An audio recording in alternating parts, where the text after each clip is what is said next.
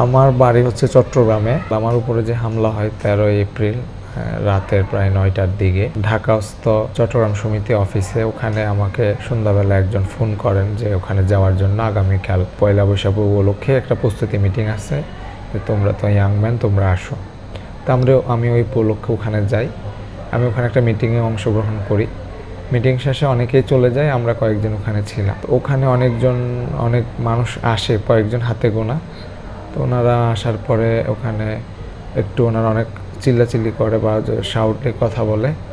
আমি তো ছোট মানুষ, আমি ওই আলোচনা ওই কথাবার্তায় আমি ছিলাম না। আমি একটু দূরে সরে যাই, চেয়ারে বসাছিলাম, চেয়ার থেকে উঠে একটা পর্যায়ে ওখানে আরেকজন ছিল, আমি হাসিম রাজু, ওনাকে ধরে একটা রুমে নিয়ে গিয়ে ওনাকে মারে, রুমের দরজা লাগাই দিই। তখন ওখান থেকে ওনারা কয়েকজন ওখান থেকে বের করে দরজা ভেঙে, তখন আমি ভিডিও করছিলাম, মোবাইলে ভিডিও করছিলাম। তো ওনারা আমাকে এসে ভিডিও কেন করছি তুই তুখারি করে।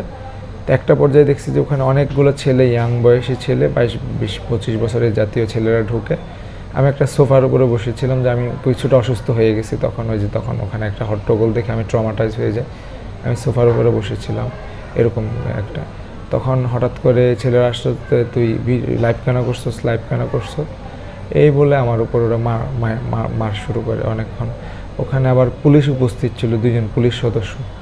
যে ওখানে আমি কিছু বুঝে ওঠার আগে ওরা আমাকে বেধড়ক মারে, হাত মানে পুরো শরীরে। আমার চোখে চশমা ছিল, চশমার মধ্যে খুশি মারে যে আমার ডান চোখটার মধ্যে এখানে ছিঁড়ে যায় এবং খুব প্রচণ্ড ব্যথা পাই। আর খুব মারছে একেবারে আমার বুকের মধ্যে। আমি একটু বাঁকা হইতে পারি না, একেবারে সোজা হয়ে থাকা লাগতেছে আমার। ওরা রড দিয়েও বাড়ি মারছে, একেবারে প্রস্তুতি নিয়ে আসছিল যা বুঝলাম। আর টিয়া ছিল, পা ছিঁড়ে গেছে, পুরো শরীরটার এদিক দিয়ে হাতটা ছিঁড়ে গেছে। টোটাল মাথার মধ্যে প্রচণ্ড অনেকগুলো ঘুষি, বা আমাকে মারতে শুয়ে ফেলছিল এরকম। তো এখানে বুকে মাথায় প্রচণ্ড ব্যথা করতেছে পুরো শরীর। তো এখন পর্যন্ত এই ওষুধ দিচ্ছে, ব্যথার ওষুধ দিচ্ছে, ইঞ্জেকশন দিচ্ছে। এই হচ্ছিল পরিস্থিতি ওখানে। আমি জানিও না আসলে আমাকে কেন মারছে, বা আমি এমন কিছু করিও না। ওখানে যে ধরনের কিছু ঘটতে পারে বা এই ধরনের কিছু ঘটবে, এটা আমার কোনো কল্পনাতেও ছিল না।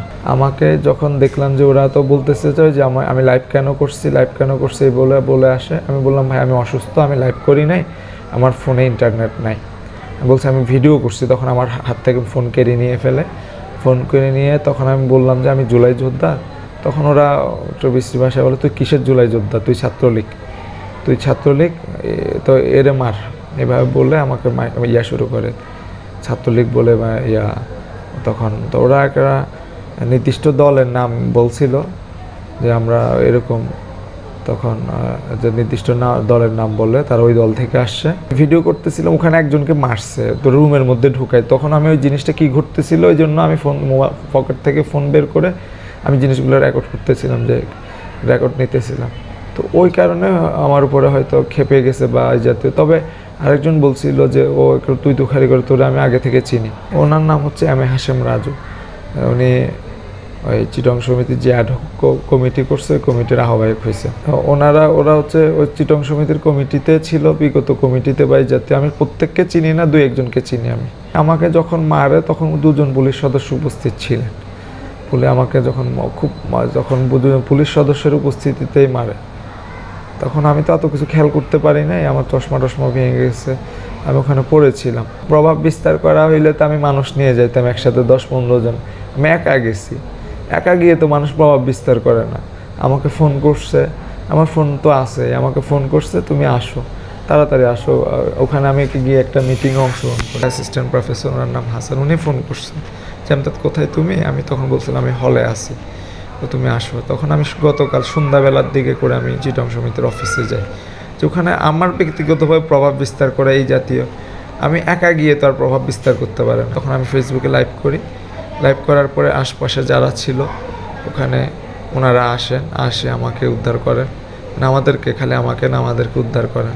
তো যারা মারছিল তখন আর ছিল না। তারা ওই যে যারা আসতেছিল তখন ওরা মেরে তখন ওরা চলে গেছে, মেরে চলে গেছে। আর আমার ফোন অনেকক্ষণ আমার কাছে ছিল না, ওরা আমার থেকে তো ফোন নিয়ে ফেলে। আমাকে যখন মারে ফোনটা পরে পুলিশে আমার হাতে দেয়। তখন আমি লাইভ করি যে আমাকে উদ্ধার করেন। ওখানে আমার অনেক জুলাই যোদ্ধারা, অনেক পরিচিতরা আসছে, এসে আমাকে ঢাকা মেডিকেল নিয়ে যায়। ঢাকা মেডিকেল থেকে অনেকগুলো রিপোর্ট টেস্ট করে আবার ওনারা আমাকে পিজি হাসপাতালে নিয়ে আসেন।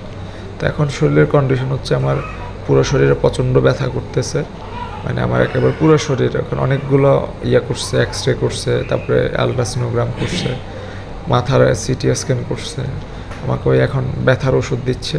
আর এখন মানে শরীর একদম মুভমেন্ট করতে পারে না, মানে আমাকে ওই ওয়াশরুমে গেলেও একটু ধরে নিয়ে, মানে একটু না 2 জন ধরে নিয়ে যাওয়া লাগে। ডান পায়েও প্রচণ্ড, মানে পুরো শরীরটা মাথায় সহ পুরো শরীর ব্যথা। আমার নাম সাইফুদ্দিন মোহাম্মদ আমদাদ। আমি মাদ্রাসা আলিয়া ঢাকার একজন শিক্ষার্থী। আবার আমি জুলাইতে আন্দোলন করছিলাম, আমি জুলাই যোদ্ধা।